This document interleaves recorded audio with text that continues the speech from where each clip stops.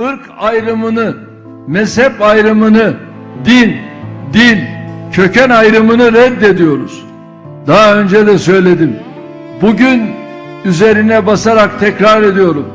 Bizim Sünnilik, Şiilik gibi bir dinimiz yok. Bizim tek bir dinimiz var. O da İslam. Hangi ırktan olursak olalım, biz bütünleştiren ortak paydamız yine İslam.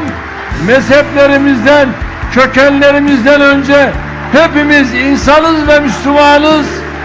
Hazreti Ali bizim, Hazreti Ömer de bizim, Hazreti Osman bizim, Hazreti Hasan ve Hüseyin de bizimdir.